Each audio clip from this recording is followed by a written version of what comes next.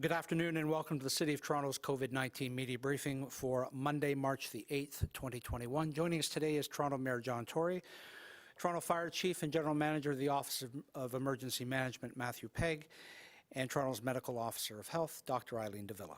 Mayor Tory. Well, good afternoon and thank you, Brad. I want to begin by acknowledging that today is International Women's Day. And while it's a day to celebrate the milestones that we have hit and to celebrate the women in our lives that continue to inspire us and to uplift us, it is also a day to acknowledge how much work we have left to do, especially in the aftermath of the pandemic. Two examples to cite as evidence of progress made and yet a huge mountain left to climb. On the progress side, I'm able to report, as one of many examples I could offer, that as of 2021, 52% of our public appointments made by the city are held by women. And yet, at the same time, on the other side, a study just issued by RBC says the following, and I quote, "Almost 500,000 Canadian women who lost their jobs during the pandemic hadn't returned to work as of January. More than 200,000 had slipped into the ranks of the long-term unemployed, a threefold increase over last year," close quote. In a pre-pandemic world in which women were still struggling for equality with men at home, at work, and in a number of other areas in life, the pandemic caused a setback, with many women losing jobs and job opportunities. So that should mean an even sharper focus on this today, International Women's Day, and in the many months of post-pandemic recovery, which must try to address many issues of equity, including those related to women.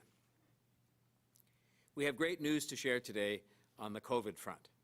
First, the city has now administered, as of Sunday, more than 200,000 vaccinations to Torontonians, including tens of thousands to people 80 years of age or older. Second, that effort continues today, as it will over the course of this week, with some 17 clinics open across the city today, vaccinating thousands more Torontonians, including many over the age of 80. And third, we are announcing today an imminent and significant expansion to the overall Toronto effort now that we have received assurance of more vaccine supply. I'm proud to announce that the city will be receiving enough COVID-19 vaccine doses based on the schedule outlined by the province. We'll be receiving enough COVID-19 vaccine doses next week that we will be able to start opening some of our mega sites earlier than scheduled. 3 sites, the Toronto Congress Centre in Etobicoke, the Scarborough Town Centre site, and the Metro Toronto Convention Centre site will be opening on March 17th to vaccinate people 80 years of age and older. These openings, 2 weeks ahead of schedule, are possible thanks to a shipment of 17,500 doses coming directly to Toronto Public Health next week. The opening of these larger vaccination sites will represent an expansion of the network of hospital-based clinics and community and mobile initiatives now underway, and will be further expanded to include pharmacies as that pilot project proceeds. Our immunization task force has also been told to expect a larger shipment of more than 70,000 doses at the end of this month, but not before the end of this month as currently scheduled. We expect to have the remaining 6 large city-run clinics open in the coming weeks, conditional upon this vaccine supply being available. All of them are already in an advanced state of readiness pending availability of supply. And when I make reference to advanced state of readiness, in the case of many of them, if you were to go there and look in the door, in fact, if the door were opened, you'd see everything ready to go. Furniture in place, a lot of staffing arrangements have been made, and so on. That is on top of the ongoing work by our hospital partners and community health centres to get people vaccinated. They've been doing a terrific job. As you know, the vaccine supply is secured by the Government of Canada and distributed by the Government of Ontario. In anticipation that they will be able to deliver more and more doses in the coming months, we are putting in place plans to maximize all of these mega sites. Over the weekend, the Immunization Task Force was briefed on a plan to almost double the number of doses administered each month at the 9 city-run immunization clinics, from around 500,000 doses to almost 1 million doses each month, again, conditional on supply. This is a good plan, and I'm absolutely confident it will work as long as we get the vaccine doses. I want to thank Chief Pegg, Dr. Davila, and everyone involved in the planning around our immunization efforts. And I also want to thank once again our hospital partners and all healthcare partners and community organizations across the city who are doing all that they can, working with us as a team, one team for Toronto, to get people vaccinated. I can assure you, when the supply is there, we will be able to respond, and we will respond.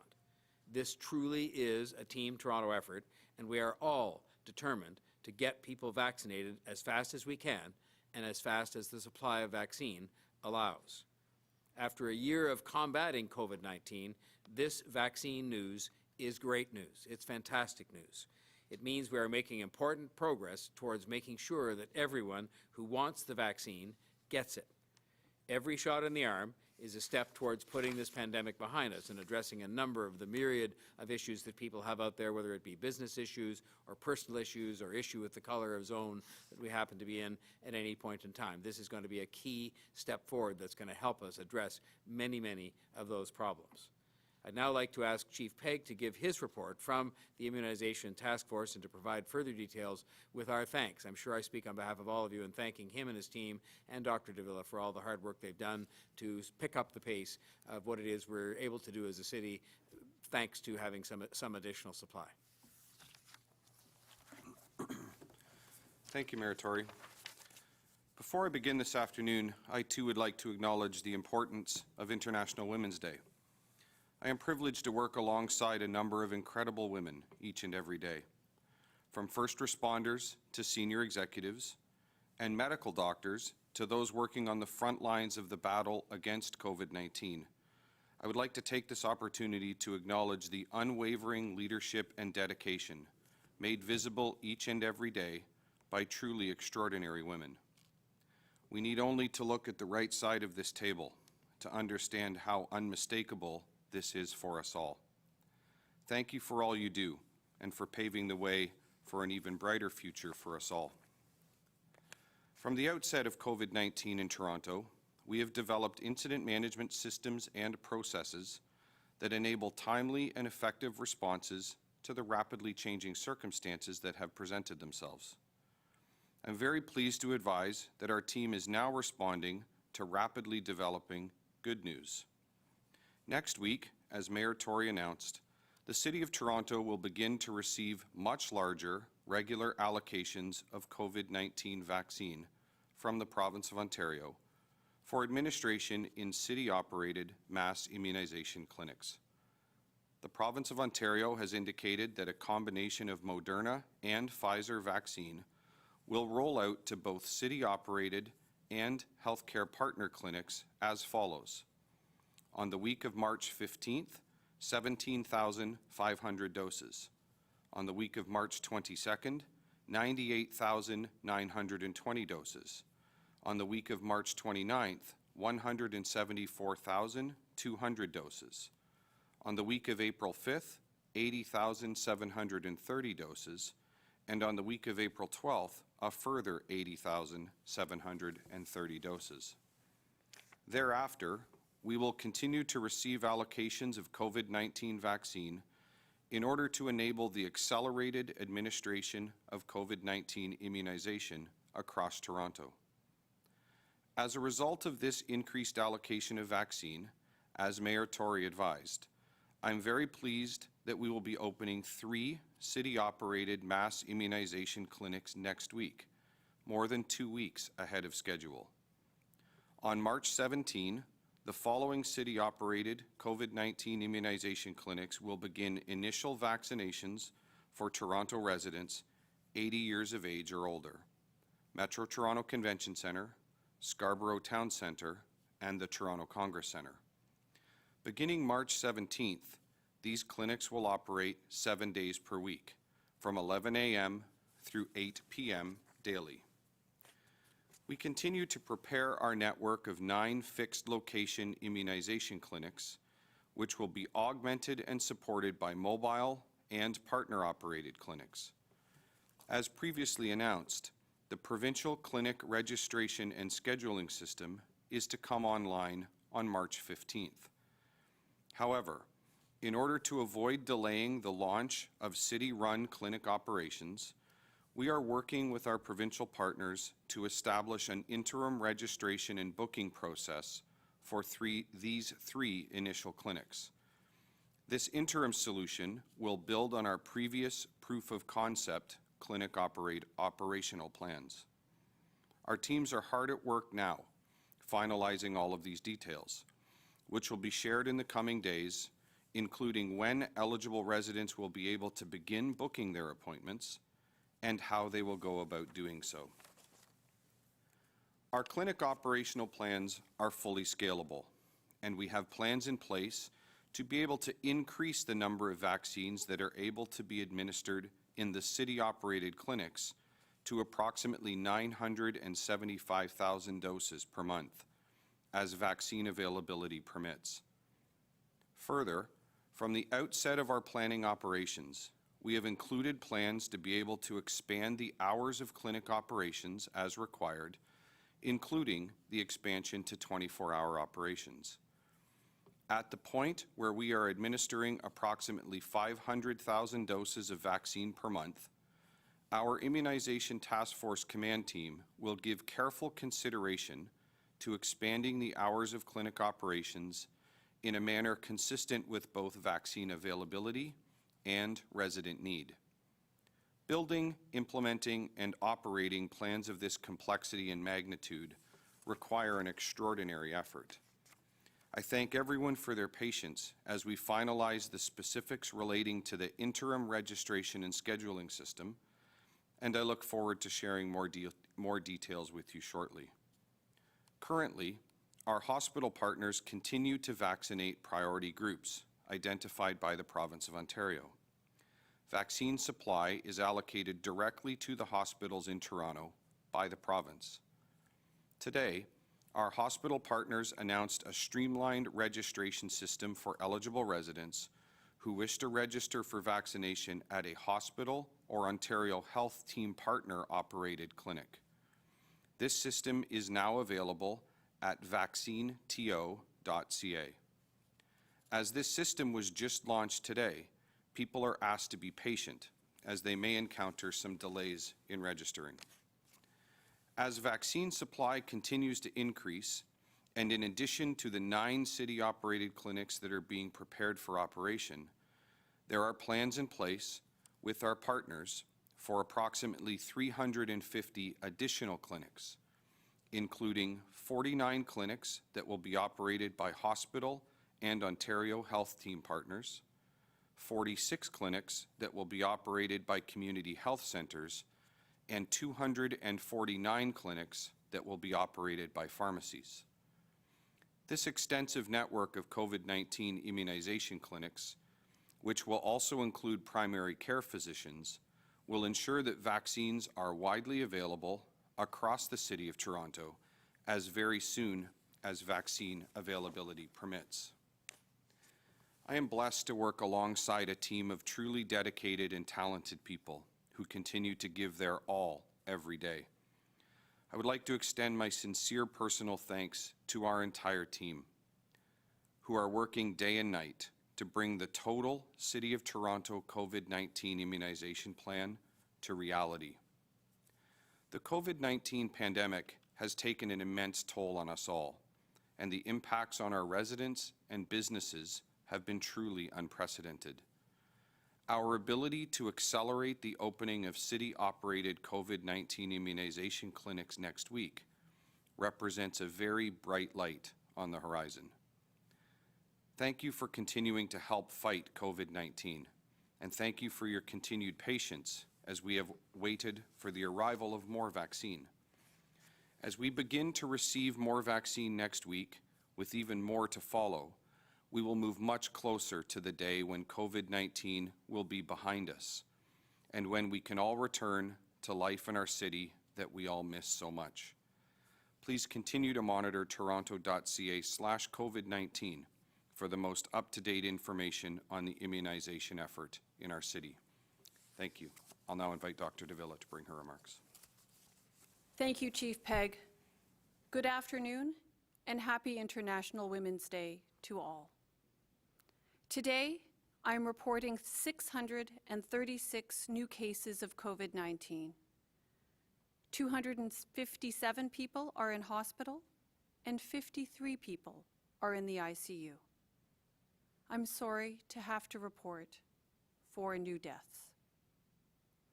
I'll discuss the status of variants at the end of my remarks, but first, I want to show you a graph that illustrates the impact of vaccines.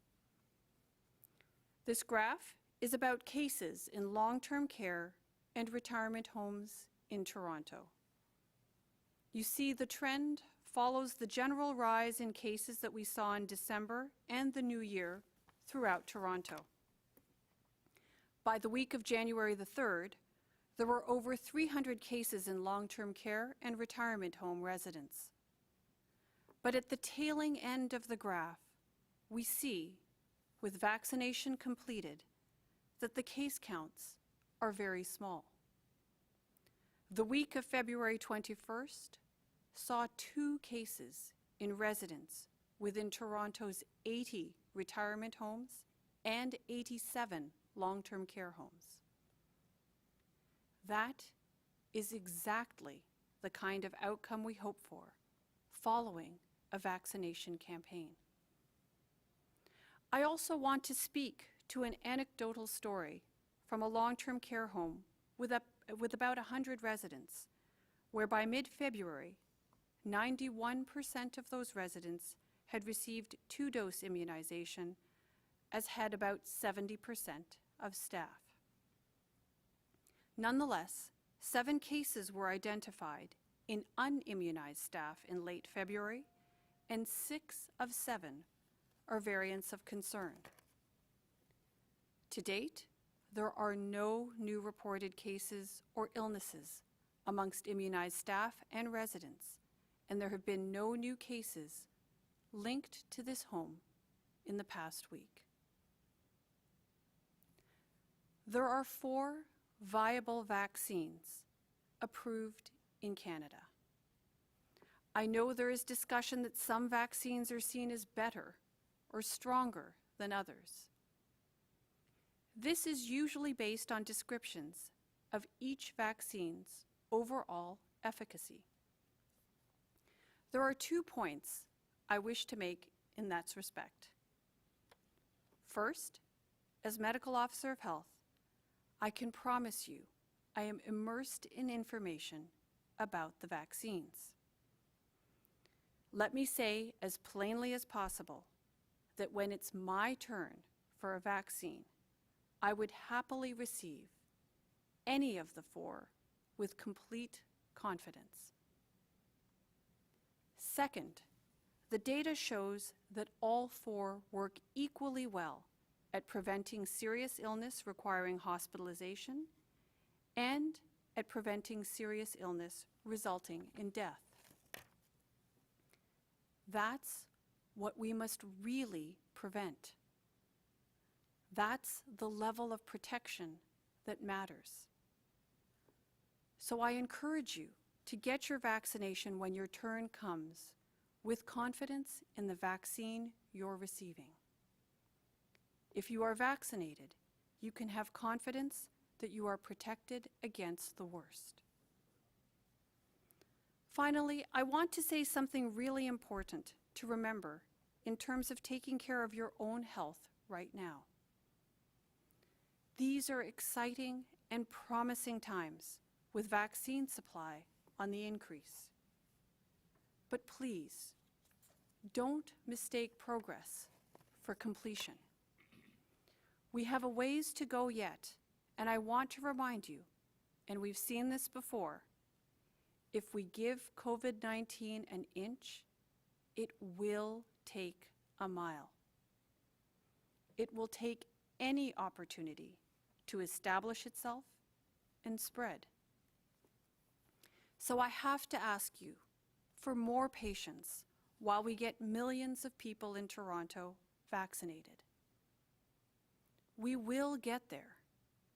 But in the meantime, I see protective measures like masks and physical distancing being abandoned in many places, particularly in the United States.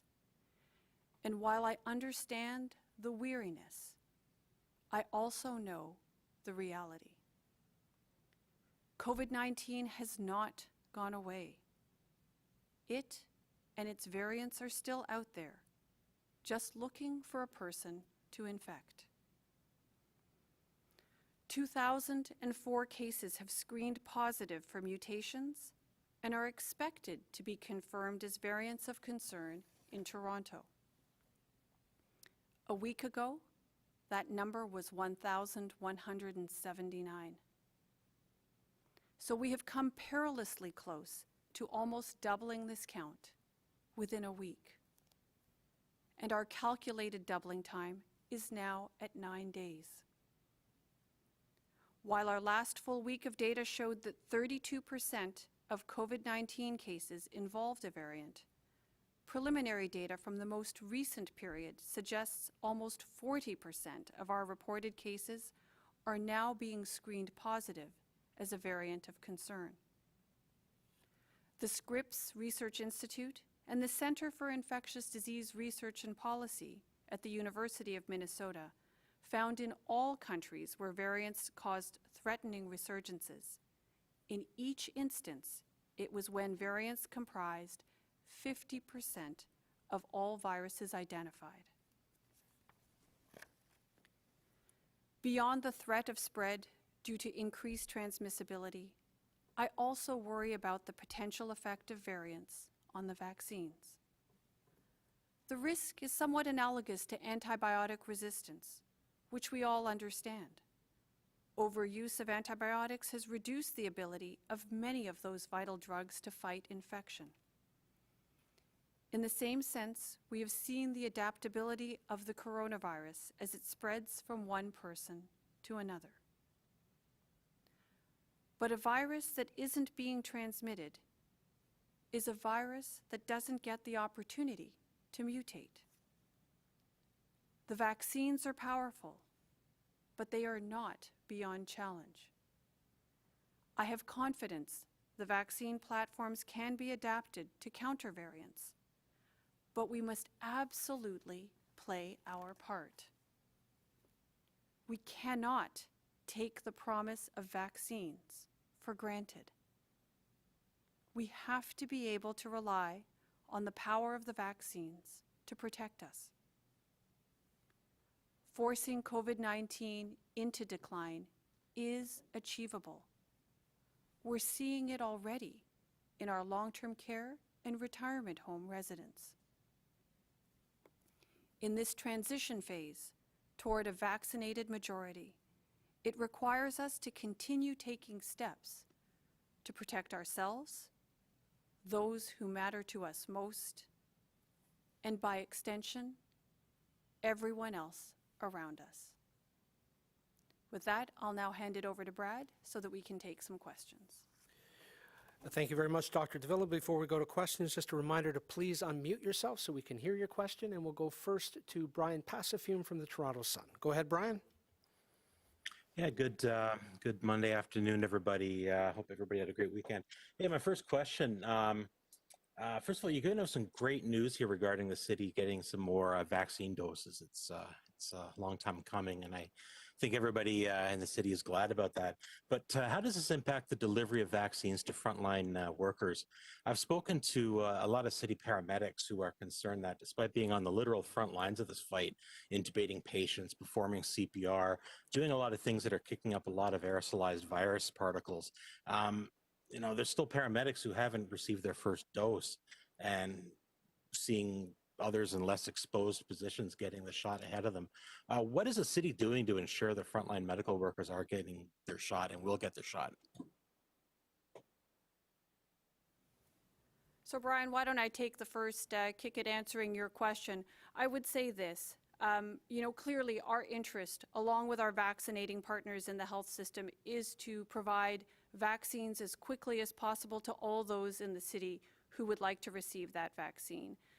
And clearly our healthcare workers, particularly those who have been on the front lines and are exposed to the risk of COVID-19 in their daily work, they're high on our list of priorities as per the provincial prioritization framework. Supply has been a challenge, and with the good news around supply, there's no question this will allow us as a group of vaccinating partners across the city to provide greater access to vaccine to all those who are interested in getting that vaccine in accordance with the prioritization framework as laid out by the province. Okay, this is not my second question, but I just wanted to clarify to get an answer for my first question. What is the city doing to ensure that paramedics are getting their shots and will be getting their first shot once these new vaccines arrive? So, Brian, the further answer to your question is continuing to work with our healthcare partners to actually stand up clinics throughout the city that allow people to access vaccine. That absolutely includes paramedics and all other parties who are interested in receiving vaccine. But of course, that has to be provided in accordance with the provincial prioritization framework. We are looking forward to providing vaccine to everybody who wants one as soon as that is actually possible. And vaccine supply has been one of the major barriers to date. Now that barrier is soon to be relieved, and we look forward to being able to provide those vaccines. I'll give you that one, Brian. Go ahead for a second follow-up then. Okay, thanks. My second question is to the mayor, whoever wanted to answer. You probably read my colleague Sue-Ann Levy's column in today's Sun about the horrors that the pandemic has inflicted in Ontario's long-term care homes, including the loss of her own father. As one of the larger, if not the largest, long-term care home provider in Toronto, what lessons has the city learned from COVID-19? Well, I'll start by simply saying that we didn't wait until the pandemic was over to learn those lessons. In fact, in the spring, I asked for and received a very excellent report compiled by Paul Raftis, who is responsible for this area of care of seniors and long-term care operated by the city. And we actually didn't even wait for that report to begin to make changes in how we staffed those long-term care residences. We tried to make arrangements as best we could, given some of the physical realities of those buildings, the structural reality of those buildings, to try and separate people from one another, recognizing that was a challenge for us because you could move people into common areas and so on, but the buildings are the buildings, but we made a number of changes, and in fact that report, I think, stands on the public record as something that I know others have accessed as a means of trying to address some of those kinds of concerns, which included the movement of people in and out, not just staff, of those long-term care residences. And so I think that we've made significant improvements since that time and for that matter, recognized as well in terms of even having some technology that's made available to the residents, for example, from having learned from the fact that many of them were lonely and not able to be in contact with anybody in their family during the time of the most acute phases of the pandemic. So there's a whole lot of lessons, and I think they're quite well cataloged in that report. We have a lot of work left to do on our front, where I think our homes are generally regarded as being relatively well run and with somewhat better results in many instances, but we want to keep improving them. And I think there are going to have to be broader changes across the sector, some of which will coincide with things we've already done as a city. Thank you. We'll go next to Matt Bingley from Global News. Matt? Hi, good afternoon. My first question is for Chief Pegg. Just in regards to the interim booking system that you're talking about using leading up to the 17th, I'm just wondering what it is that you'll be using. How confident are you that it will not run into any of those new issues that the provincial system was worried about? And if you actually did reach out to the province to ask if you could have early access to the system that they are using? Sure, thanks very much. We are absolutely working with the province of Ontario, with our provincial partners, to both create and launch this interim solution. And it's important to note that this is really, this is a solution that needs to bridge a very small gap, although a very important gap, between, in essence, this week and the launch of the provincial booking system on March the 15th.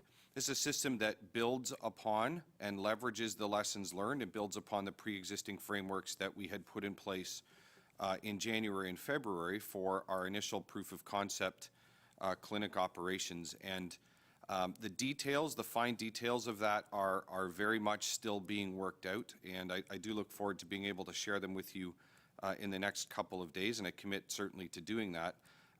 Last part of your question, I have I am confident that, that what is being worked out will meet our needs. There are literally some of the sharpest technology minds that, that we have been able to assemble both on our team and at in our provincial, the network of our provincial partners in order, who are working together in order to build this. And there is no doubt, Matt, that we are acutely aware here in the City of Toronto. Our provincial partners are also acutely aware of the importance of this, and we're working diligently to make this happen at what amounts to more than 2 weeks early. And that's a big lift. It was a very heavy lift to accelerate this, but frankly, I would not rather have any other problem at this point beyond having to deal with the acceleration of operations in response to the arrival of vaccines. So we're going to get this done.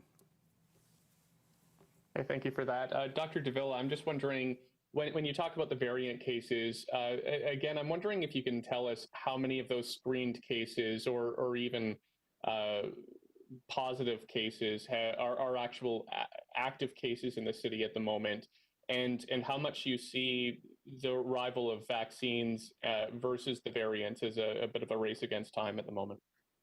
So Matt, unfortunately, I don't have information to specifically answer your first question. We do know, though, that when we were talking about, in my remarks, I referred to how roughly 40% of the most recent cases do screen positive. So those are active cases as they're relatively recently reported to us.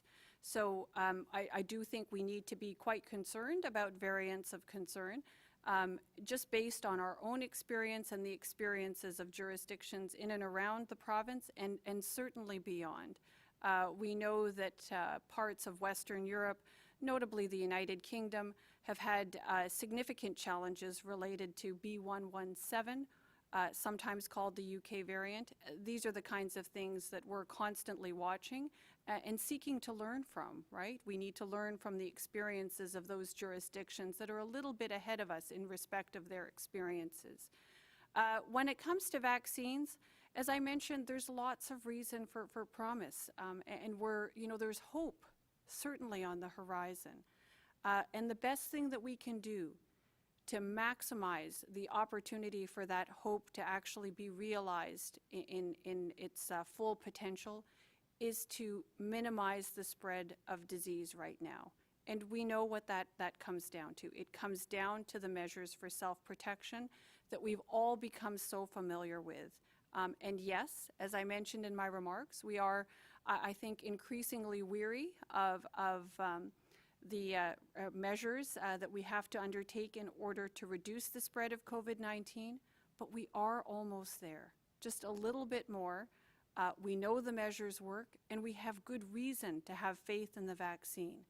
So, we have lots of promise and lots of hope. We just need to hang on, continue to practice those self-protection measures, get the vaccine when your opportunity or turn comes around. And then, as the Chief mentioned in his remarks, I think we will, as soon as possible, find ourselves in that circumstance where we're able to enjoy life in our city more like we used to. Thank you. We'll go next to John Chidley-Hill from the Canadian Press. John, go ahead, please. Good afternoon, everyone. My first question is for Mayor Tory. Mr. Mayor, the city moved to the gray zone, and some stores have reopened to limited capacity, and malls like Yorkdale and the Eden Centre have reopened. How important is it for the local economy to have some businesses return to some semblance of normalcy? I think this development that took place today was extremely important. But we've had to look at it all the way along in the context of public health and a number of other things. The reality of what's going on in the rest of the region, where they had moved to a different stage in most cases before we had. The realities of the faced by businesses, which were really struggling. I think, we obviously had to look first and foremost at the public health situation where I think based on the advice of Dr. Davila and all the other people that we speak to about these matters, it was deemed in the overall best interest of Toronto that we could move to gray. I wouldn't have supported the recommendation if I hadn't thought that was the case, and I'm sure it wouldn't have been made. But it was very, very important because I think both in the context of the state of business and overall good health of people, as it were, and in the context of the sort of psychology of the public that we, together with vaccines, appeared to be, as public health circumstances permitted, moving back in the direction of something that would ultimately lead to a more normal state of affairs. Thank you. My second question is for Dr. Davila. Doctor, I was curious if you're frustrated or how frustrated you are with these ongoing data cleanup issues, especially on a day like today where data that accurately reflects the current situation is important for Torontonians to make decisions, like if they want to go out shopping, if they should have a socially distant visit with a friend or relative, that sort of thing. So I guess a couple of things. You were talking about frustration around data issues? Yeah, the ongoing data cleanup that continues to sometimes create seemingly false, well, not false, but surges in the daily COVID-19 numbers, the case counts, and how accurate information is needed for everyday citizens to make decisions about how to best run their lives. Yeah, so thanks for that question and for the clarification. I would say this, clearly being able to provide clear, accurate information for people to act on, whether we're talking about public health practitioners or people in their daily lives, I think is an important component here. And it is one that I know that we have really tried to keep up with as much as possible. We have put a great deal of information out in as close to real time as possible, certainly ourselves at Toronto Public Health. I know that our provincial counterparts have done the same. But just like everybody else, whether it's within the context of government, the private sector, or in your personal life, we all sometimes have challenges with our technology and the systems that support the work that we do or whatever activity it is that we're undertaking. And, you know, my understanding is that there were some challenges experienced by our provincial counterparts today on the data system. This is unfortunate, but, you know, I know that they have worked very hard, as we all do when those situations arise, to correct things as quickly as possible and to provide information as quickly as possible to the public, who can then make the best decisions. So this is something that's constantly at the top of mind and something that we're all constantly working on to improve each and every day. Thank you. We'll go next to Jessica Ng from CBC News. Jessica, go ahead, please. Good afternoon. Can you tell us a little bit about the Vaccine TO portal that launched today and why it was created ahead of the vaccine registration system that's going to be set up by the province? Sure, Jessica. I'll do my best to give you an overview.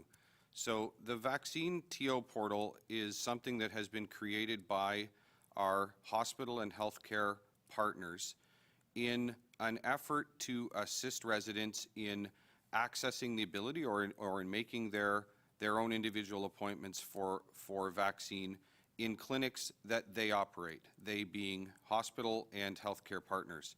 So we appreciate, and I certainly appreciate, that the timing of all of this and the ability to communicate it clearly can often be a challenge. But I think that I certainly give them credit. I give all of our partners credit for making the effort to do this and to do it at what we somewhat not so affectionately refer to as at the speed of COVID. There's a lot happening very quickly, and there are a lot of really good people on those healthcare and hospital teams who are simply doing the very best they can do to make the process as easy and as transparent and accessible to our residents as possible. They launched that today. We're certainly happy to support that.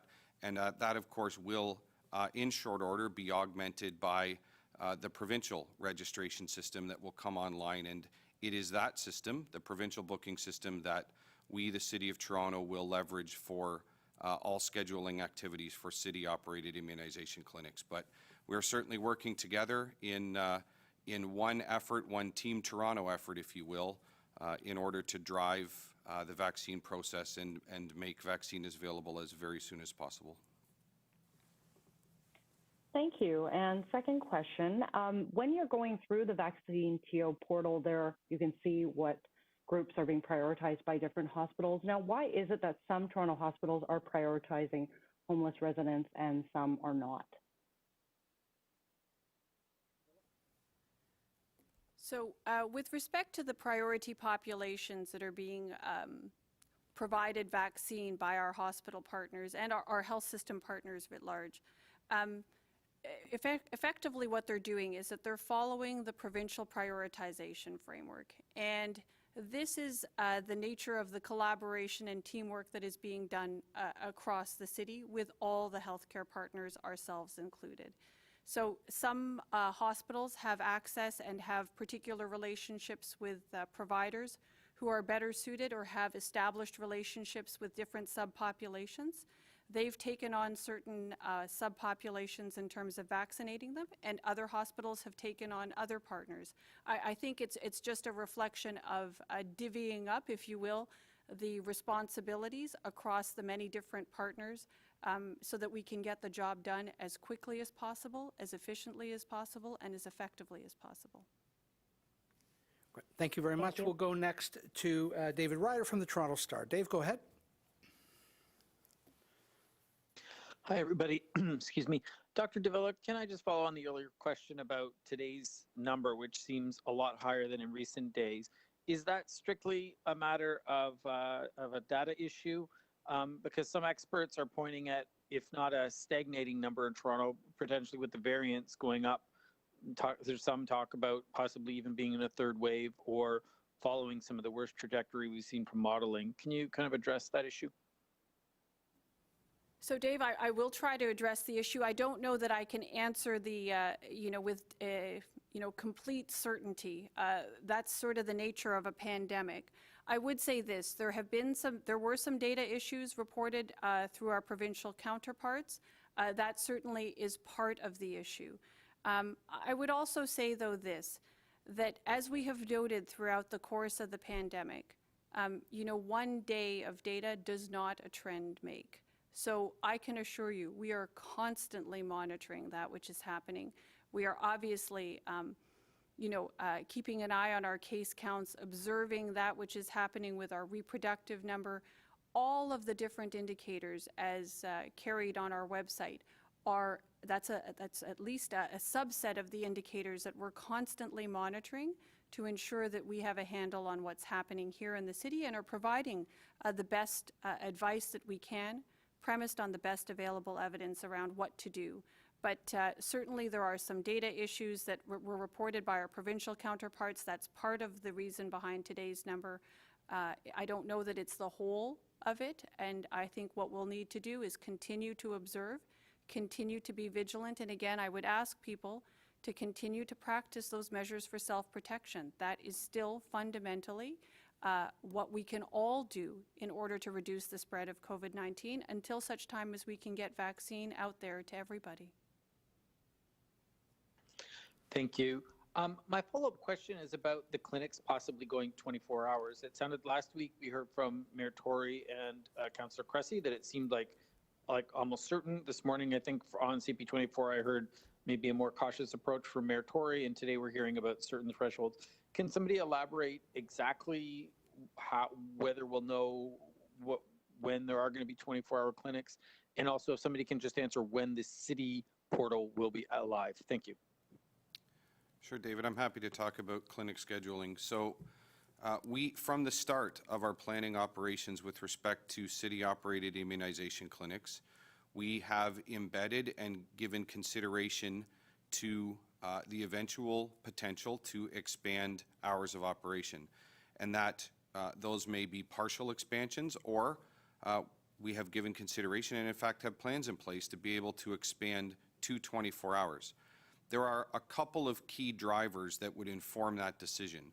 The first driver is, in order to expand clinic operations, of course, there needs to be a corresponding increase in the availability of vaccine. So there would be no net benefit, no value to expanding the operation hours of any particular clinic if we can't support those expanded hours, match that, if you will, with vaccine. So that's condition number one, and that's something that would be monitored.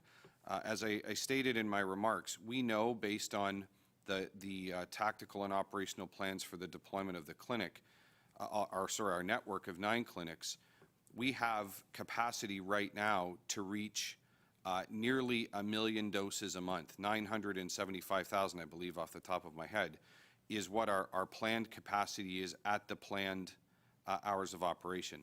So once we hit what we have decided through the Immunization Task Force Command Team, at the point where we hit approximately 500,000 doses a month, that would be the point at which the command team would start to evaluate things like the future availability of vaccine against both operational need, client or resident demand, and all of those various factors. And at that point in time, we may well make the decision, and I may well make a recommendation to the command team to expand clinic operations, and that may well include 24 hours. But at this point in time, what's most important is that we get the network of clinics running, that they are operating effectively, and that we're delivering the maximum amount of vaccine in the shortest amount of time so that the maximum number of residents are able to be immunized as very quickly as possible. And David, may I just comment on the sequencing of that? The system worked exactly as it's supposed to. We indicated an interest in having that option remain on the table, which it still is, subject to the comments that the chief made, but we asked him to look into it. He reported back to us at a meeting we had on the weekend, and my comments this morning, 3 days later, simply reflected the report that he's given, which he's largely summarized for you. David, on the booking system that you asked about, we will have more information and details on that in the next couple of days ahead of the clinics opening on, the city clinics opening on the 17th. We'll go next to Jennifer Pagliaro from the Toronto Star. Jen, go ahead. Hey there. I had just a clarification question for Chief Pegg. I heard you say in answer to Matt's question that the health partner interim site is really just a stopgap until the provincial system goes online. So if someone is looking in the 80+ eligibility to book a vaccine after March 15th, are you saying that those health partners will no longer offer booking on their sites? Because you can see where the confusion might be. Like, I can go to UHN's site and try to book my grandparents in there, or I could go to the provincial site, which might be overloaded in the first week or so. So just wondering for people who are really preparing and anxious about this, what they should expect. Yeah, Jennifer, thank you for the question and clarification. And please allow me to clarify, because it seems that I may have been inadvertently unclear. The system, the Vaccine TO portal or system that our hospital and healthcare partners launched today is in fact theirs. That is a system that consortium, that group of professionals have put together in an effort to assist people in making appointments in hospital-operated clinics and Ontario Health Team-operated clinics, and something that we applaud and we certainly support. When I made reference to interim, what I'm referring to is the solution that we are building, that we actually just spoke about. The only thing that is interim is the interim solution that will be assembled and launched in advance and in support of the opening of the 3 city-operated clinics on March the 17th. That is interim in that it will operate for a number of days up until the point of March 15th, when the overarching provincial scheduling system comes online. And the city-operated clinics will use, our clinics will be fully supported by the provincial booking system that comes online on the 15th of March. So my apologies if I was unclear. That makes more sense. Thank you very much. And just in terms of, I just wanted to follow up on Dave's question about 24/7. I know you're saying that you just want to make sure you can maximize the full shipment in the time you have allotted. But wouldn't it technically be faster to scale up to 24 hours as soon as possible? Like, is that a resource issue? Because obviously there are lots of people who would take an appointment later in the evening if it was available. Sure. Let me take a shot, Jennifer. So there are a number of factors that go into any clinic. It's actually well outside of any clinic. Any operating model that looks at scheduling over time. One factor certainly is the availability of vaccine. And if you consider that our clinics are both scaled and paced, I apologize for all the technical terms, but we have scaled and paced our clinic model in order to ensure that we are able to deliver the maximum quantity of vaccine in the shortest amount of time, while concurrently ensuring that the client experience is appropriate, that we are taking every precaution and making sure that we are protecting the health and safety of everyone that enters a clinic, as well as the staff working in the clinic, and while ensuring that we are able to maintain the highest standards of infection prevention and control. So those are all factors that exist. When you layer that on top of the fact that we simply need the right quantity of vaccine to administer, if we had no additional vaccine and we simply extended out or expanded out the number of hours that the clinic was open, it would simply mean that we would administer the same quantity of vaccine over a longer period of time. So there's really a trade-off that happens. We're excited. I look forward to the day when I can report back to Mayor Tory and the Immunization Task Force Command Team that we are at a point where vaccine availability enables us at that point to consider expanding operations. That will be a good day. And we are working really hard, and I can assure you that our team has plans in place to expand those operations, and that would include up to and including 24-hour operations. Okay, thank you. We go next to Jason Chapman from 640 Toronto. Go ahead, Jason. Thanks so much, Brad. I believe the question is for Dr. Davila. I want to talk about the approach that Toronto continues to take versus other parts of the GTA towards keeping COVID numbers in check. There's been a lot of talk about the measures that are in place to protect people. But Dr. Davila, our newsroom today looked at the numbers out of York. York has been in the red zone for 2 weeks, and we were curious to see that their reproduction value is below 0.9. Their cases are 7.9 per 100,000. About a week ago, I asked a question about some think pieces being, talking about letting people make smart decisions instead of taking everything away. In the gray zone, we're still in lockdown in Toronto, and that means there's a lot of things people still can't do. And I know that the province sets out those parameters, but Dr. Davila, you've asked that we stay in the gray zone. So when I look at those York numbers and I look at Toronto's numbers, I want to ask, do you think it was a mistake to keep us in stay at home as long as we were in stay at home, because it made people make riskier decisions instead of giving them more choice where there's less chance of spreading the virus? So, Jason, there's a lot in that question. I'll try to tackle it in reasonable time. First and foremost, I can't comment on York's numbers. I admit I don't keep up with their data. And if they are doing well, certainly, what I would like to see is an improvement in all of our numbers across the board, whether we're talking about Toronto or any other jurisdiction in the province. Clearly, that's where I would like to see us all go. There's no question that we would like to all put the COVID-19 pandemic behind us as quickly as possible. And what we are doing here in Toronto is consistent with the evidence that supports that putting COVID-19 pandemic, putting the pandemic behind us as quickly as possible. I don't think there's any evidence, and I would be interested in seeing if there is any evidence that suggests that our current circumstances have given rise to riskier behavior. I would say that there is a significant body of evidence around what is the best practice in terms of reducing the transmission of COVID-19 within the context of any given jurisdiction. And what has been shown is that what's required when it comes to reopening is to do so slowly, cautiously, and carefully, particularly in light of the emergence of variants of concern, which we know are figuring more prominently here, certainly in Toronto, and in other jurisdictions around the province. Thanks for that. My follow-up is, 3 weeks ago, you mentioned that you were, I believe the quote was that you were more worried than ever before in the pandemic. I'm curious if you still stand by those comments as we have seen the last 3 weeks play out.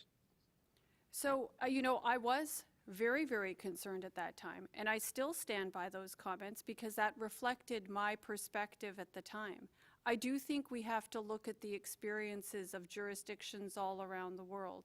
And as of late, in the last few weeks, we have seen the rise of variants of concern, particularly the B117, also known as the UK variant, in a number of different jurisdictions throughout Europe. Beyond the UK. Certainly we know the UK had to go into significant shutdown and is just starting to emerge from a nationwide lockdown associated with the resurgence of cases that resulted when B117 became the dominant strain in that environment. Many, many other countries are finding themselves in that precarious situation. Some, were declining in terms of overall COVID-19 cases, and now are starting to see either a plateau in that decline or in fact are starting to see that rise in cases as was witnessed in the United Kingdom itself back in December, early January. So we are still in a very precarious situation. We know that variants of concern are on the rise here, and as I mentioned in my remarks, the most recent data suggests that, in and around 40% of our cases are actually screening positive for variants of concern. But at the same time, we have the hope of vaccines just on the horizon. You've been hearing us speak here about, the newly secured supply, which is more stable on the go-forward basis for a number of weeks, which is good news. So, my plea to the people of Toronto is to continue to be vigilant around practicing self-protection measures. They remain one of our strongest defenses against the spread of COVID-19 and the negative impact that it has on us. And beyond that, as vaccine becomes more available and as we're able to get more vaccine into arms, taking these two things together, ongoing self-protection measures, increasing vaccine into arms, this is what will see us through and towards the place where we all want to be, which is with COVID-19 in the rearview mirror. Okay, thank you. We'll go next to Austin Delaney from CTV News. Go ahead, Austin. Good afternoon. My question is for Dr. Davila. Doctor, what do you need to see in Toronto to make you feel more comfortable for even fewer restrictions, restaurants opening, going to the red zone? So I think there are a number of different factors that we're looking at, and that's certainly covered and monitored on our monitoring dashboard on the website. Certainly we want to see the continued decrease in weekly incidence rates per 100,000 population. We want to see that reproductive number coming down, and we want to keep a very, very careful eye on the proportion of our cases that are variants of concern and how much, have a good understanding as to how much transmission is happening within our community. And of course, last but not least, vaccine, right? Vaccine uptake and vaccination coverage across our population. These are the many indicators that we need to be looking at in order to assure ourselves that we're in a better place in order to reopen more fulsomely and to really start to restore life more to something like we knew before COVID-19 was around.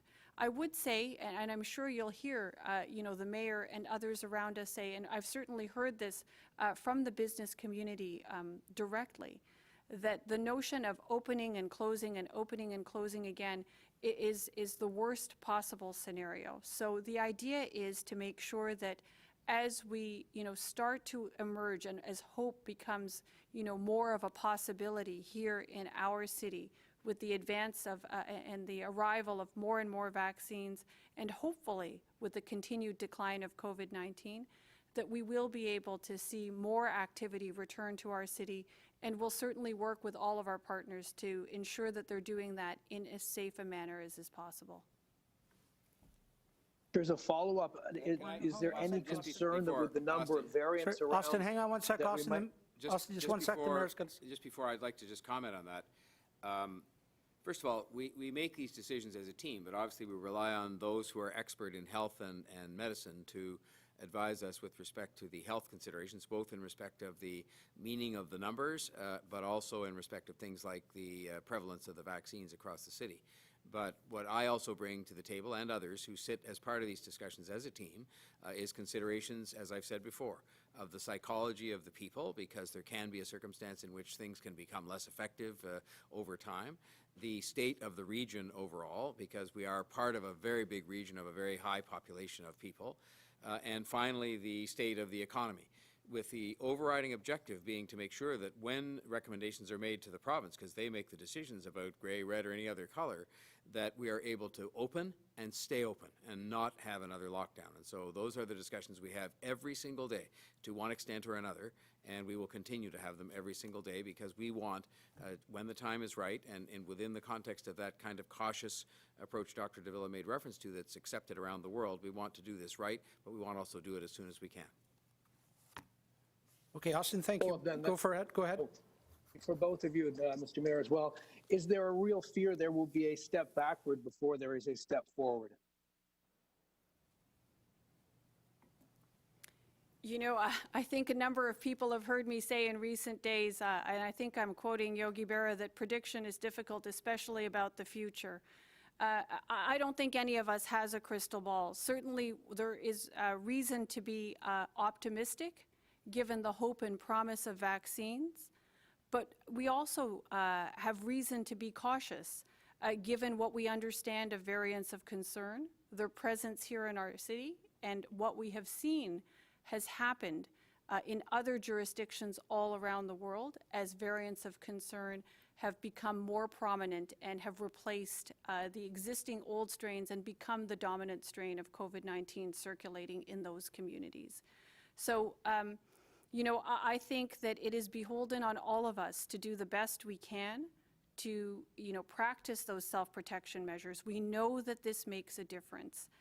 The more we are able to maintain that distance, to wear our masks as much as possible when that distance can't be maintained for those essential activities that need to be done, washing your hands, staying home when you're sick, these are the kinds of things that really do make a difference. We've seen this time and time again. We've also seen that vaccine makes a huge difference. We're actually seeing really remarkable benefits within the context of our long-term care homes and our retirement homes. And this is the exact benefit that we want for everybody in the city to enjoy. So the more we are able to reduce the spread of COVID-19 now, the more effective our vaccines will be, the better they'll be able to do their job, and the sooner we can get back to life more like it was before. Thank you. We'll go next to Scott Lightfoot from CTV News. Scott? Thanks, Brad. Question for Chief Pegg. When you open those 3 mass vaccination sites that you mentioned will open initially for over 80s, there's going to be a huge interest. A lot of people are going to want to register and to get vaccinated there. Are you, I mean, I'm guessing these are for any over 80 person in the city, but are you specifically hoping to target the people in the areas, the regions where these sites are located? Yeah, thanks very much, Scott. In fact, you'll be happy to know, because I'm proud to tell you that in our planning for these, and obviously somewhat, like we said, with respect to scheduling, still very much ongoing, but we are working diligently with one goal, and that goal is to be able to launch a registration system that ensures that there is scheduling capacity for everyone in that age category across the City of Toronto. That is the planning framework that we established for our team. It is the very operational planning framework that they are working towards today. And like I said, as very soon as we can finalize these details and get them back to you, we will. So unfortunately, there is a little bit of stay tuned, but our goal is to ensure that there are appointments available for every one of our residents 80 years of age or older as we open. Sorry, maybe I wasn't clear on that. I just meant like the 3 sites that you chose, were those specifically chosen to target those neighborhoods or those areas? Or is the idea that anyone from across the city is equally welcome to access these sites? Like, were you hoping that the people in the areas where these sites that you've chosen to open early will be the ones to get in at those sites? Oh, my apologies, Scott. We selected the three sites we selected because they represent 3 of the largest sites and the most readily expandable sites in our network of 9. So absolutely intended to facilitate and to serve residents from across the City of Toronto. Just to, I guess, to restate, we selected Metro Convention Centre, Scarborough Town Centre, and Toronto Congress Centre to make as readily accessible and as easily accessible a network as we can make, with the largest, most easily expandable network of clinics that we can operate. So really just trying to do the very best we can do with what we have to offer and put our best foot forward, and I'm confident that we've done that. I'll give you that one as a clarification. Scott, do you have a second? Yeah, if I can.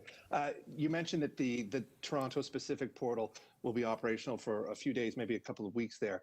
Are you concerned? I know that you mentioned the tech challenges in doing this, and Jennifer mentioned people are going to be trying to sign up their grandparents, but we've seen in other regions, a lot of people over 80 cannot figure these things out. They have difficulty with the internet. So right now, there's a myriad of options where you can pre-register at healthcare centers. For a short period, there's going to be the Toronto portal. Then there's going to be the provincial portal. Are you sort of concerned that this is going to make this more complicated for people who may not be as tech savvy as the younger generation? We are certainly acutely aware of the challenge that all of that places on the population, and most certainly our residents over the age of 80. Having said that, there's a couple of things that we're working diligently on. One is being directly connected with our hospital and Ontario Health Care team partners to learn from and leverage their experience. The second is working in continuous contact with our provincial partners to gain the same experience. As we know, there are pilot operations happening in a number of jurisdictions across the province now, so we're able to learn from them and build in, if you will, incorporate those lessons learned into our system. And then simply our commitment is we will do everything we can do to make sure that we're building the best systems that we can possibly deliver, and to make sure that we communicate as very effectively and as very clearly as possible, making sure that we're doing all we can do to make this as accessible as possible. It is a challenge. This is a daunting task. Getting ahead of COVID-19 has been and will continue to be a daunting task for some time, and simply moving through a process whereby we are trying hard and doing everything we can do to deliver vaccines to more than 3 million people in our city as very quickly as possible is no small feat. So we're doing the very best we can do. We're leveraging the best technology and the best technological minds that we have, and ultimately we'll bring forward the very best platform and the very best solution that we can provide to our city. Okay, thank you. We'll go next to Sean O'Shea from Global News. Sean, go ahead, please. Thanks very much for taking the call. I appreciate it. This is directed at the mayor. Mayor, my question is about public trust and consequences when it comes to enforcement. We did a story last month about a gym owner who decided to reopen and take clients at his home without any concern about getting charged. There have only been 14 charges out of 900 complaints in the month of February. I'm wondering what you'd say to the public with respect to consequences. What do you think of people who would go to a gym trainer like this, and to somebody who would continue to act in a way that is contrary to the law? I would say that it is showing disrespect for the law, which is put there to protect their health. I would say it is showing a certain disregard for their own health, and that the trainer in question is showing disregard for the health of his clients. But in the end, it's one of those things where, first of all, we don't direct law enforcement, those of us who are holding elected office. And second, they have to exercise their discretion. I can tell people out there, every single complaint that is registered with us is followed up. And in some cases, when the people arrive from licensing or the police or otherwise, there is nothing going on that contravenes the law at that time, or perhaps there never was. But every single complaint is followed up, and charges are laid on the discretion of law enforcement. And I just hope, and I think it's the case, the vast majority of business people, they wouldn't be complaining about being kept closed, quite frankly, if they were somehow subverting the law. Most people have followed the law to their considerable sacrifice, and we appreciate that, and we appreciate the fact most people who are their clients have followed the law as well, and we'll just have to, try and get out of this situation we're in so that those laws are no longer applicable as soon as the health situation gets better and more vaccines have been administered. I have a quick follow-up on behalf of a colleague of mine. Mayor Tory, what do you say to business owners in Toronto, on the York-Toronto border, where they're remaining closed according to the law, but just across the border in York, places like hair salons and gyms and that kind of enterprise can be open? What do you say to them today as this drags on? I would say that I'm sorry that that is the situation that they face, that please be as patient as you can be, knowing they've made tremendous sacrifice already, because the worst nightmare we could face is for, and my guess is if we ever had to have a shutdown again, it's going to be on both sides of the border between York and Toronto, not just on one.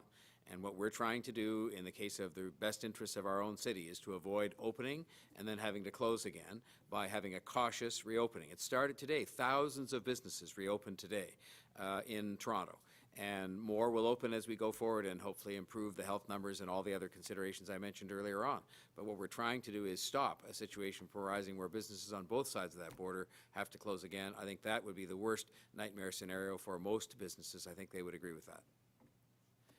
Thank you. Final question is Heather Butts from CTV National News. Go ahead, Heather.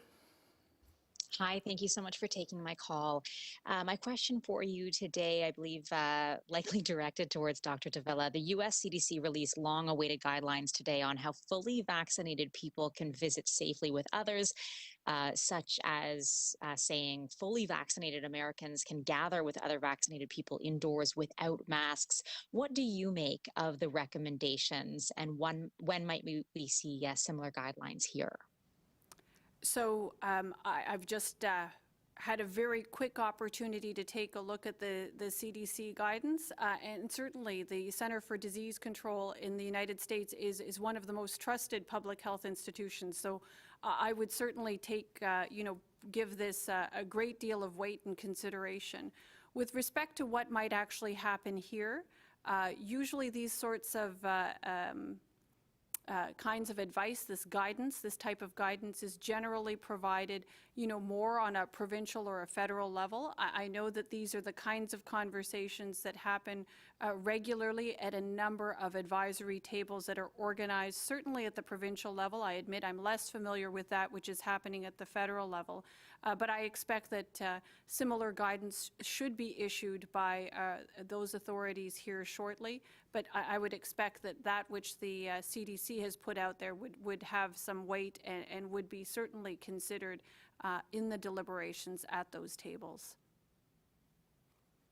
Just one quick follow-up for you. Are you surprised by the fact that they're sort of so freely saying those who are vaccinated can gather without masks? Is that something that you would recommend to people who have been vaccinated? Well, my sense is that the advice that's been offered by the Centers for Disease Control in the U.S. is premised on the evidence and the experience that they're seeing thus far with vaccine. And I think it speaks to the remarkable impact that vaccine can have, and we should hope to have as we get more vaccine here in our city. I spoke today in my remarks about the incredible impact, the incredible positive impact that vaccine has had on our long-term care home and retirement home residents. This is an incredible success story. I think that's reflected as well in the CDC advice. I assume premised on the evidence that they have seen. And we really look forward to getting to that point. I think it's a good news story, reason for optimism and hope, and all the more reason for us to just push through that last little bit. I know we're weary, but continuing to maintain distance until such time as we're able to get more vaccine into the arms of all those who reside here in Toronto and beyond continues to be really important, so that we can get to this point where we can start to think about enjoying life in interaction with others, and ideally, at least at some times, without masks. Thank you very much, Dr. Davila. Thank you for joining us. That concludes today's briefing. Our next scheduled briefing is this Wednesday, March the 10th. Stay well.